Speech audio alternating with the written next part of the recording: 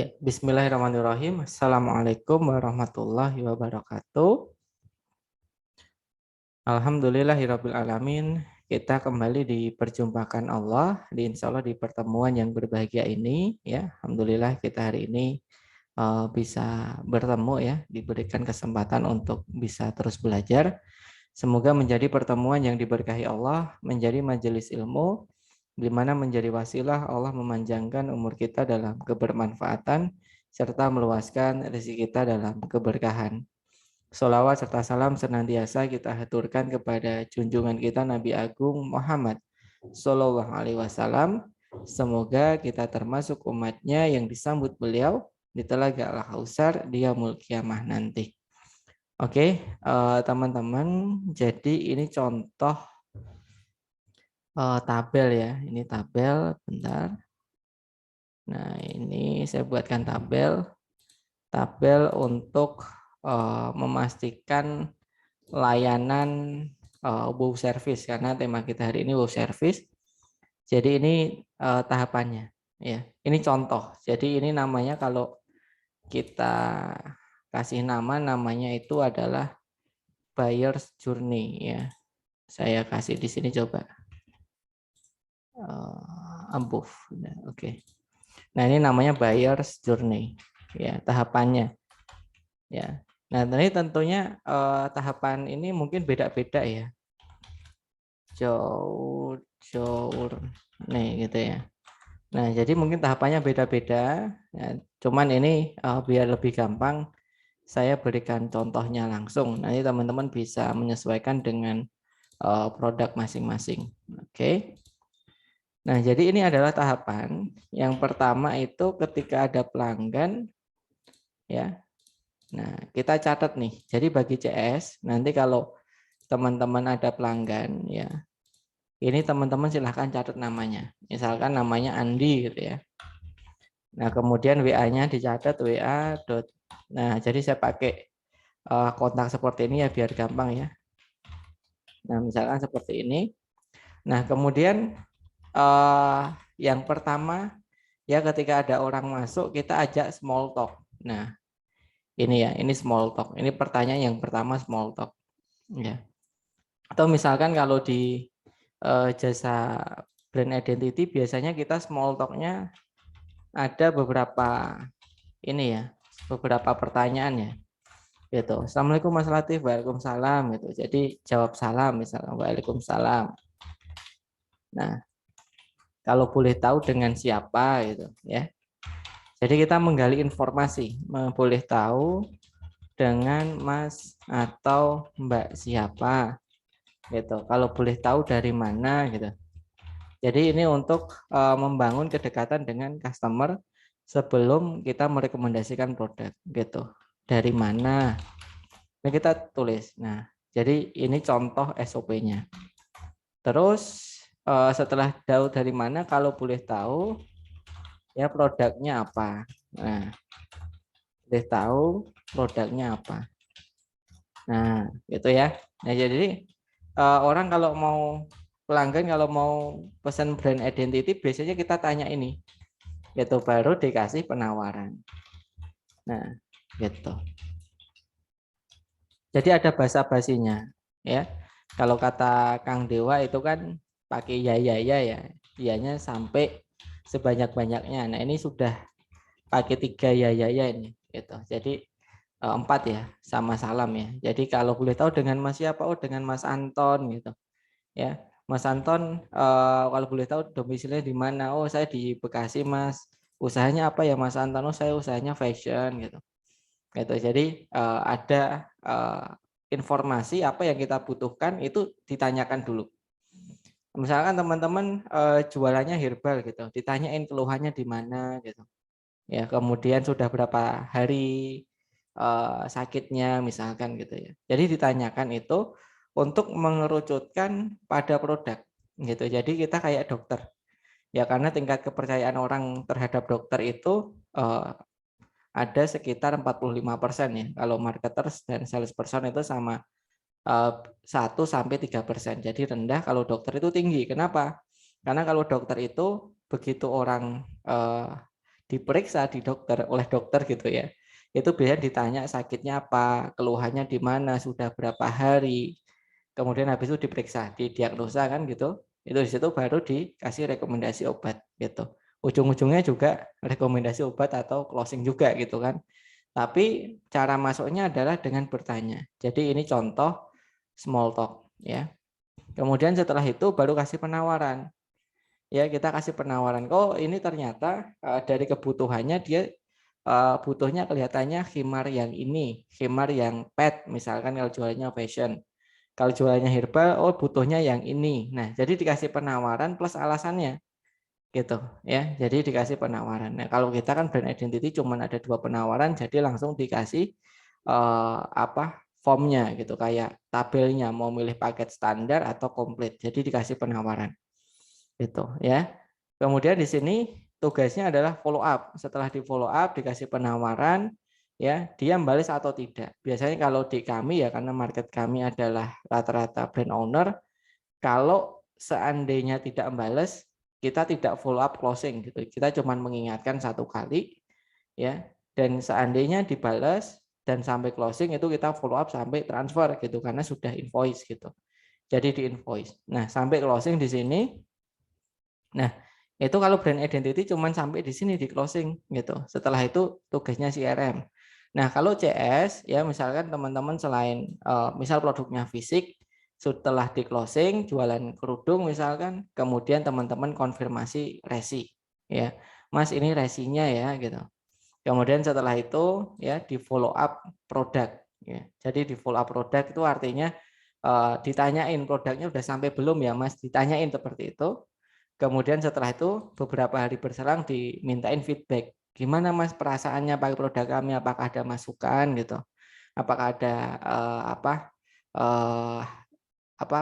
eh, sesuatu yang kurang pas gitu? Size-nya kah atau ukurannya atau kenyamanannya kah itu ditanyain feedbacknya. Nah, karena dengan feedback ini kita bisa tahu orang itu puas atau tidak gitu. Seandainya pelanggan itu tidak puas, ya, ketika kita ada produk yang lebih baik daripada yang kemarin, yang sudah kita perbaiki, kita bisa follow up produk tersebut, ya. Tapi kalau kalau seandainya ada pelanggan misalkan puas dia suka misal hijab yang warna pastel, nah besok ketika kita launching hijab warna pastel, kita bisa follow up hijab yang warna pastel. Kenapa? Karena kita tahu dia suka hijab warna pastel. Nah, setelah itu baru kita upselling gitu. Jadi tadi misal kita tahu dia sukanya hijab warna pastel, maka kita upsellingnya warna pastel. Nah, jadi teman-teman ya, untuk membangun servis adalah memastikan setiap yang ada di sini itu terchecklist. Jadi setiap pelanggan itu mendapatkan pelayanan yang kurang lebih sama. Gitu. Jadi memastikan setiap proses ya, detail ini terchecklist semua. Ya, misalkan saya punya pelanggan namanya Anton gitu ya. Nah, Andi Anton gitu ya. Jadi ya 62.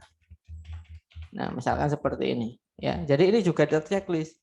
Nah, yang memastikan terchecklist ini siapa? CS gitu. Nah, kemudian teman-teman, gimana sih agar kualitas pelayanannya itu standar ya. Gitu, dan di mana di elemen mana kita mau ngasih elemen surprise gitu kan. Misalkan elemen surprise-nya ketika follow up produk. Nah, di sini kita kasih misalkan bonus gitu. Kita kasih gift. Nah, itu bisa. Jadi ada elemen surprise yang kita sisipkan di salah satu di sini. Di mana yang mau kita sisipkan? Misalkan ketika kita ngasih penawaran ya, kita ngasih penawarannya 10, tapi ketika dikerjakan dapatnya itu 12 misalkan. Itu bisa. Ya, jadi di mana di sini bagian ini yang memungkinkan kita untuk surprise atau di upselling. Misalkan untuk pelanggan ya, khusus pelanggan yang beberapa kali repeat order nanti dapat gift. Nah, itu bisa. Jadi teman-teman bisa sisipkan elemen surprise di situ ya. Nah, terus setelah itu tugas teman-teman adalah membangun SOP atau contoh percakapan small talk itu seperti apa. Kemudian penawaran itu seperti apa, follow up itu seperti apa, closing. Jadi kalau saya SOP itu saya bagi menjadi 2 jenis ya, 2 jenis. Jadi Yang pertama SOP dalam bentuk screenshotan. Gitu. Jadi kita contohkan dulu, paling gampang kan screenshot. Nah ini contoh SOP brand identity ya, gitu. Karena produk kami kan brand identity. Dan ini yang dijalankan oleh admin. Ya. Jadi yang pertama adalah meminta klien untuk mengisi form. Nah, jadi cara follow up-nya seperti ini ya. Nah, ini kita kasih contoh, kemudian ini formnya, kemudian ini contoh kata-katanya, ya, kemudian ini skripnya gitu ya. Nah ini bisa disama persis ataupun berbeda gitu, cuman kurang lebih garis besarnya seperti itu. Nah setelah ngisi form maka kita upload ini apa saja yang isi dari form tersebut ya. Kemudian ngeceknya di sini, terus diajukan pengajuan desain ya, kita ngajuin oh ini yang kita ajukan apakah di approval atau belum. Nah terus selanjutnya penyusunan brief. Nah kita baru nyusun brief kemudian dikasih ke desainer, kemudian pengajuan logo ke klien ya. Nah ini ada contoh-contohnya semua ya. Sebelumnya sebelum ada SOP-nya itu saya dulu yang praktekin gitu biar saya ngerasain kendala-kendalanya di mana saja. Kemudian ketika saya implementasikan dan efektif itu baru saya screenshotin gitu. Nah, ketika saya screenshotin saya bisa mentraining CS ya. Ini loh caranya seperti itu. Gitu. Nah, itu contoh SOP dalam bentuk screenshot ya. Atau bisa juga teman-teman SOP dalam bentuk deskripsi ya. Kalau deskripsi contohnya kayak gini tadi ya. Ini jadi small talk, ini contoh deskripsinya seperti ini. Gitu. Dikasih keterangan, ya jangan pernah closing sebelum ditanyain 3 hal gitu. Bisa. Ya misalkan keterangan. Nah, jadi SOP itu kan macam-macam ya, bisa bentuk deskripsi, bentuk tutorial, video ataupun contoh gitu. Jadi teman-teman bisa lengkapin 2 atau 3 boleh gitu. Kalau cuman bisa 1 juga nggak apa-apa. Tapi semakin banyak contoh itu semakin mudah tim itu memirroring kita. Misalkan jangan closing ya, pernah closing. Nah, pernah closing sebelum minimal bertanya 3 hal kepada pelanggan. Nah, ini contoh keterangannya. Ya, jadi ada rules-nya, kita nggak boleh closing sebelum kita tanya 3 hal minimal. Gitu. Jadi biar tidak langsung to the point gitu ya. Nah, ini contoh ya. Jadi kita seperti itu. Atau bisa juga ya, kecuali pelanggan yang repeat order. Nah, kalau repeat order kan mereka nggak perlu ditanyain lagi, kecuali pelanggan yang RO. Nah, misalkan seperti itu ya. Ini contoh dalam bentuk keterangan. Dan saya juga di brand identity itu ada SOP, cuman SOP-nya dalam bentuk video ya. Nah, jadi cara membuat pradesain ini saya jelasin ya. Kemudian ada cara pembuatan logo ya, cara cari referensi logo seperti apa, kemudian cara milih color scheme itu seperti apa kita jelasin, cara buat tipografi seperti apa kita jelasin, buat graphic element kita jelasin gitu. Nah ini saya buat SOP seperti ini. Kenapa? Karena desainer kami alhamdulillah cukup ada penambahan secara kontinu. Jadi saya berpikir kalau saya nge-training berulang kali mungkin waktunya habis banyak gitu. Makanya saya buatkan video dan alhamdulillah hasilnya efektif gitu. Nah, ini contoh SOP untuk memastikan yang ada di sini itu tereksekusi. Ya. Nah, ini dalam dalam ranah yang namanya CS, customer service. Nah, kemudian setelah customer service apa yang dilakukan gitu. Nah, jadi setelah customer service sampai upselling kan ini udah upselling nih. Nah, nanti muter lagi kalau beli lagi di small talk lagi, penawaran lagi dan seterusnya gitu ya. Nah, kalau setelah customer service diapain gitu kan. Nah, itu tergantung program. Jadi teman-teman bisa jadi ada program setiap bulan sekali ngirim hadiah gitu kepada customer yang repeat ordernya lebih dari 3 kali. Itu misalkan seperti itu. Nah, bisa kasih di sini. Ya, tapi ini yang jalanin bukan CS tapi CRM. Nah, maka di sini saya kasih misalkan misalkan kirim hadiah gitu. Nah, kirim hadiah. Nah, ini contoh pakai Google Form-nya ya. Tentunya kalau teman-teman sudah gede ya, teman-teman butuh ya. Kalau saya anggapnya butuh untuk membuat aplikasi sesuai dengan kebutuhan. Karena saya pernah pakai coba aplikasi CRM tapi ternyata beda ya. Artinya terlalu apa ya? Terlalu formal ya. Aplikasinya terlalu formal sehingga kebutuhan kita itu tidak fleksibel terfasilitasi di aplikasi itu. Makanya nanti ini bisa dijadikan apa dalam bentuk aplikasi misalkan. Jadi saya tahu Anton ini sudah berapa kali bulan ini repeat gitu. Jadi ada laporannya. Jadi kita tahu mana saja yang kita kirimkan hadiah gitu. Nah, misalkan yang dikirim hadiah adalah tipikal pelanggan yang repeat order lebih dari 2 kali. Maka misalkan oh ini repeat 2 kali kita kasih warna merah. Maka tugas dari CRM setiap bulan misalkan mengirimkan hadiah untuk yang warna merah. Tapi kalau yang baru pertama kali beli nggak dapat hadiah gitu. Nah ini program CRM-nya seperti itu. Ya misalkan di seperti ini. Gitu. Jadi after sales-nya apa? Teman-teman bisa kasih di sini. Atau bisa teman-teman misal kirim apa? E-book ya, e-book. Nah misalnya di sini teman-teman ngasih tips seputar tentang kecantikan itu sebulan sekali misalkan.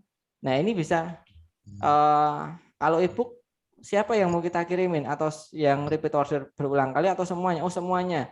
Berarti nanti tugasnya CRM adalah mengirim e-book ke semuanya.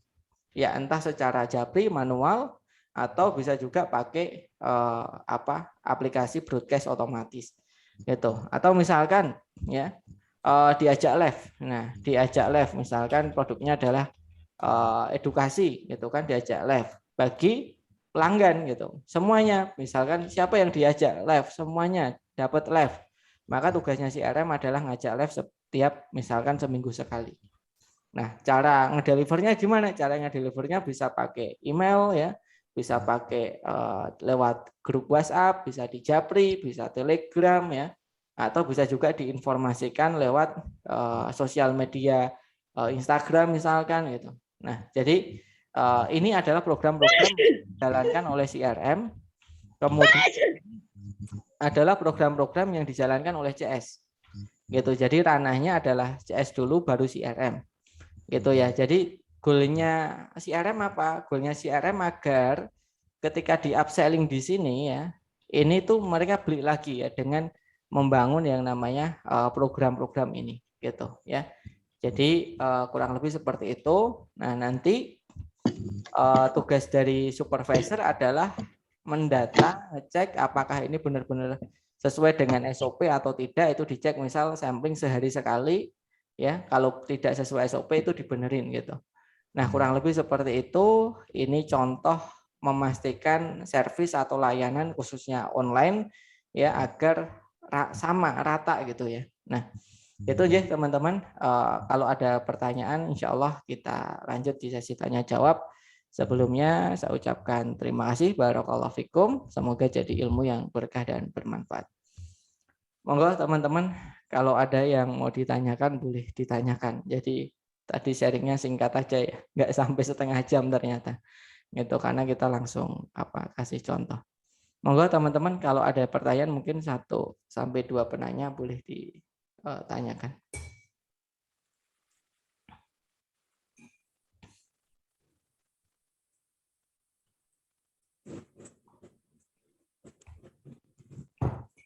Mbak Prata Thomas, CS online jasa kurir lokal. Oke, tahapannya seperti apa kurir CS online kurirnya gitu ya. Jadi dari orderan masuk ya. Jadi di sini misalkan ya ketika ada di sini ada customer atau klien yang ngirim paket gitu kan. Setelah itu diapain ya kan? Dikonfirmasi paketnya udah sampai atau belum gitu kan. Biasanya ada WA informasi kalau paketnya itu sudah sampai misalkan seperti itu. Ya, atau misalkan kurirnya itu nanyain ke pelanggan minta share log. Nah, jadi ada step by step yang harus terisi gitu. Nah, itu kurang lebihnya seperti itu. Nah, jadi produk edukasi produknya apa? Edukasi itu produk apa? Buku kah atau produk misal boneka Hafiz itu produk edukasi. Nah, itu sama. Jadi stepnya apa? Ya dari Mbak Eltin, apa ya, ada pelanggan masuk ya, step pertamanya apa, kedua apa, ketiga apa, yang penting ini ditulis di sini. Kemudian nanti tugasnya adalah di checklist, itu kurang lebihnya seperti itu. Nah, dan ini teman-teman, proses ini tidak harus teman-teman lakukan secara manual, gitu. Tidak harus semuanya manual. Kenapa ya? Kalau yang masuk itu sehari mungkin bisa dihitung jari, mungkin puluhan gitu ya. Itu mungkin manual mungkin ya. Tapi kalau sehari itu ada ratusan. Nah, itu bisa capek itu CS-nya tuh. Iya enggak? Nah, maka teman-teman ketika sudah overload si CS ini, ya teman-teman mungkin bisa melibatkan teknologi. Gitu, misalkan yang tadinya apa, ketika ada customer itu dilayani secara manual, dicek ongkirnya manual, ditotalinya manual gitu ya. Begitu mulai banyak, mungkin teman-teman sudah pakai website gitu ya, atau pakai marketplace. Nah, jadi ininya nanti hilang.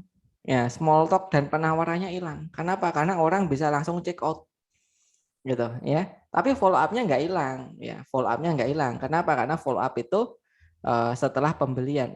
Sorry, ini follow up transfer ya. Nah, bisa juga dikasih follow up, misalkan udah transfer atau belum, diingatkan secara manual gitu. Nah, tapi ini bisa diwakilkan oleh sistem. Nah, kemudian closing. Nah, mungkin yang tidak hilang adalah kalau teman-teman ya, jadi misalkan Mas saya udah ribuan gitu kan. Gimana caranya? Nah, maka ini bisa dijadikan pakai, misal sekarang saya cekonnya pakai marketplace aja deh gitu. Ya udah, berarti ini hilang. Nanti tugas CS adalah ini. Nah, jadi kan lebih simpel ya gitu. Jadi saya juga mengalami sama teman-teman. Hal yang sama. Jadi ketika produknya itu mulai banyak yang dijual gitu kan, ternyata tahapan ini tuh memakan yang namanya cukup waktu dan cukup tenaga gitu. Jadi memakan cost gitu ya. Akhirnya kita kan harus masukin tim yang khusus untuk melakukan ini. Nah, kalau seperti itu kan akhirnya ya jadi cost juga, jadi operasional kan gitu. Nah, kita berpikir gitu loh, gimana nanti ketika udah rame ya, kita bisa tetap karyawannya tetap sekian, ya, timnya tetap sekian, nggak usah nambah. Maka di sini teman-teman bisa libatkan sistem ya di sini. Nah, tapi yang tidak bisa dilibatkan sistem, yang apa, yang harus secara ini ya, secara manual ya, misalkan kirim resi, follow up produk, ini teman-teman bisa lakukan dengan tim yang ada gitu. Jadi tim yang ada nanti teringankan ya. Tadinya di sini, sekarang cuman ada di sini. Gitu. Ya, kemudian tim CS sama CRM monggo, kalau teman-teman ini kan CRM kan nggak setiap hari ya. Ini mau digabung silahkan. Gitu ya. Ini kalau program simpelnya ya. Nah, terus misalkan kalau teman-teman punya misalkan herbal yang dimana di situ ada jasa konsultasinya gitu yang butuh intensif, nah mungkin baru antara CS dan CRM itu dipisah gitu ya. Bagaimana cara nge-follow up pelanggan yang suka menunda transfer ya. Oke, jadi nunda transfer atau pembayaran ya. Jadi kalau nunda pembayaran itu biasanya ada beberapa kemungkinan ya. Yang pertama, mereka belum yakin akan produk kita bisa menyelesaikan solusi, bisa menyelesaikan masalahnya gitu. Jadi kan mereka pasti punya banyak alternatif ya. Ya, jadi punya banyak alternatif, kemudian ngechat kita, ngechat yang lain gitu kan.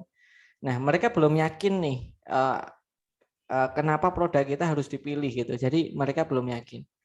Itu maka tugas kita kalau ada pelanggan yang menunda transfer ya, kita bisa mengedukasi lagi gitu.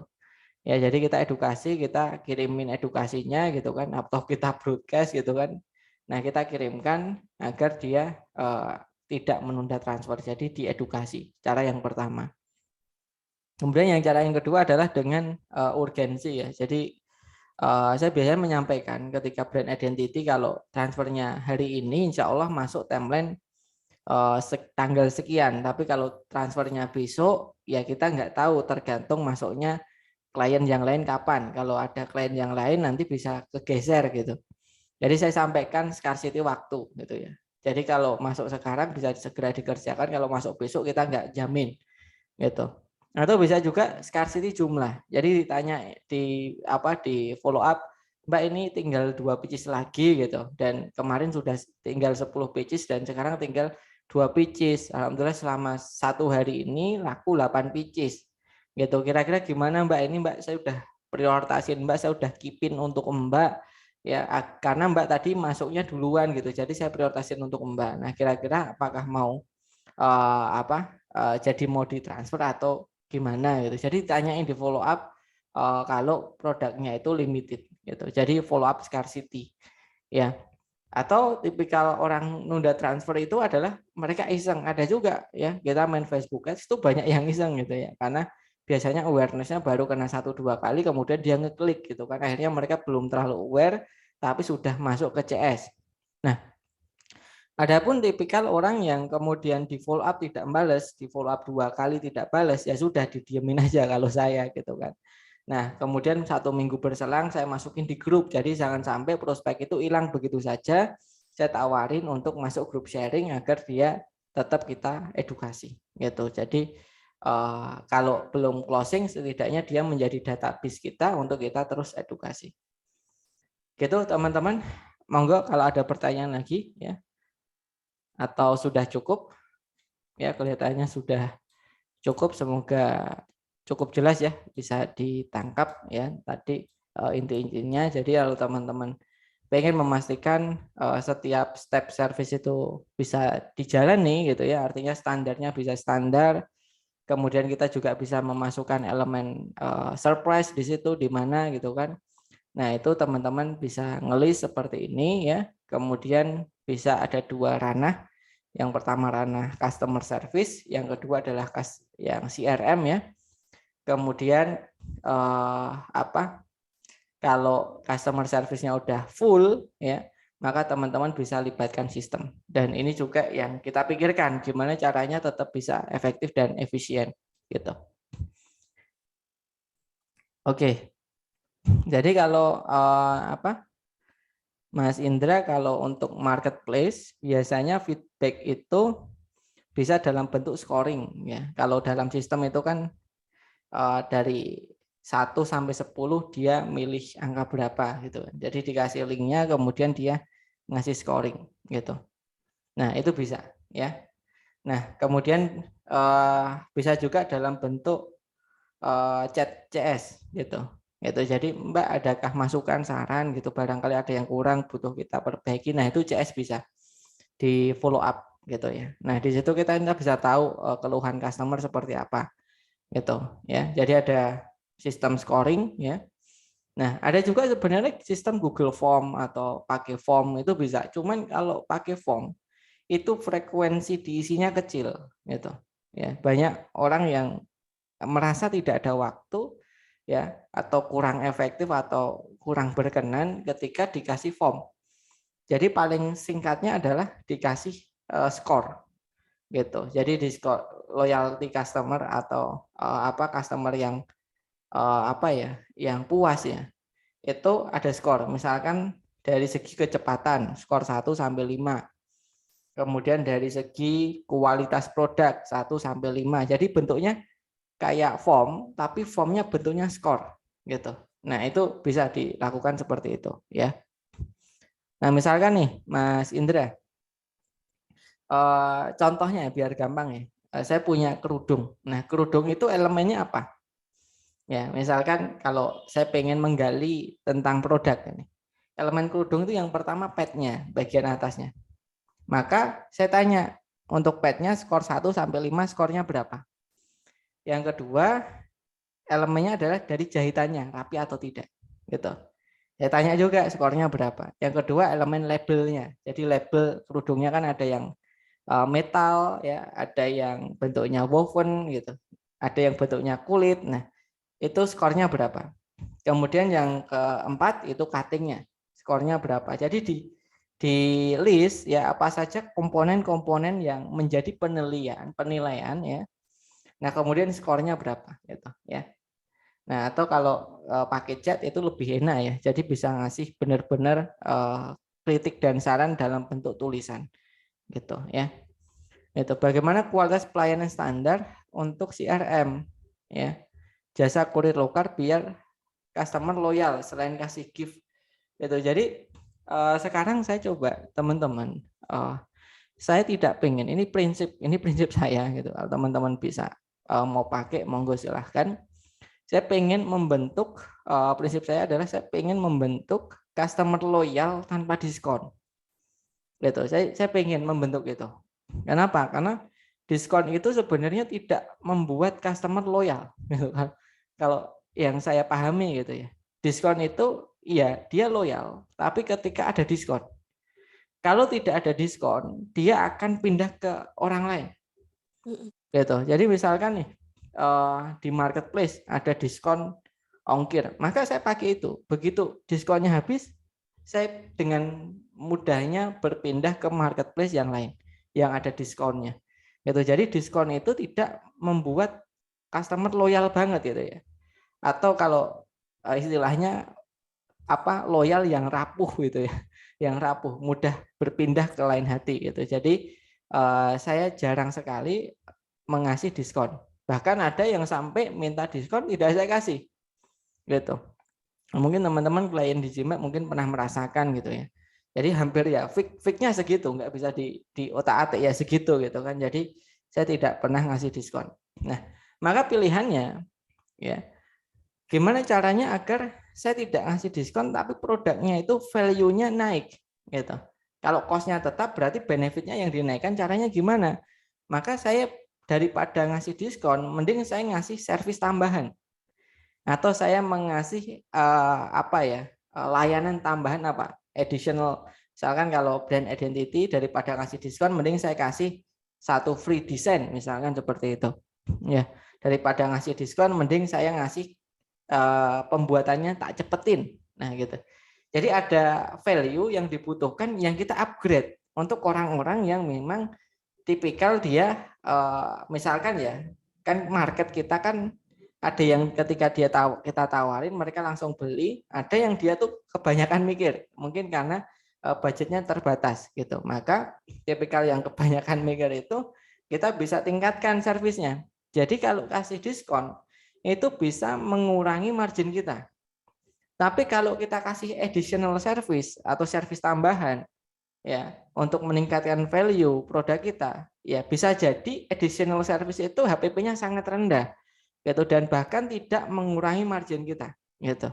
Ya jadi pilihannya adalah CRM itu bagaimana bisa memberikan service tambah gitu yang dibutuhkan oleh customer. Gitu. Misalkan kalau ekspedisi gitu kan servis tambahnya apa? Servis tambahnya ambil paket gitu diambil paket di tempat klien customer gitu misalkan seperti itu. Kemudian servis tambahnya apa? Misalkan maksimal berat gitu kan. Misalkan kalau 1,3 kilo dihitungnya 1 kilo misalkan seperti itu ya. Jadi kan cuma nambah dikit beratnya tapi pemasukan kita sama. Kurang lebih seperti itu. Ya.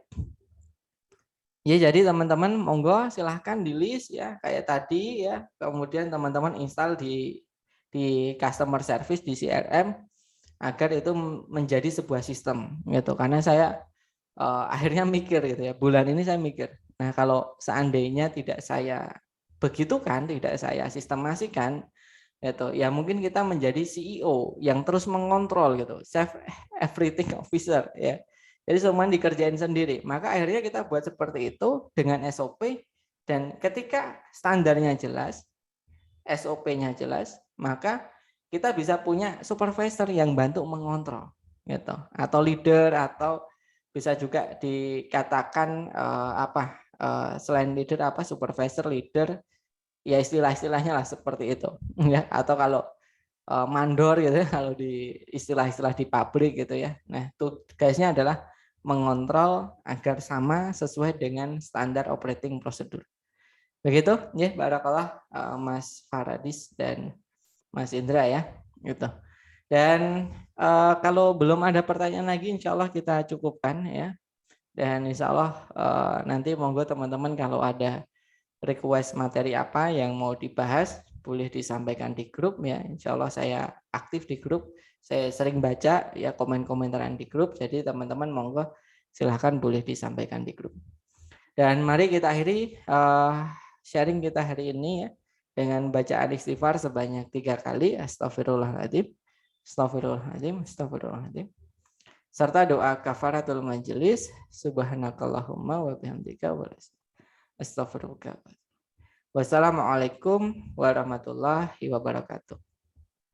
Thank you teman-teman, matur nuwun, Mas Indra, Mbak Prata, selamat malam.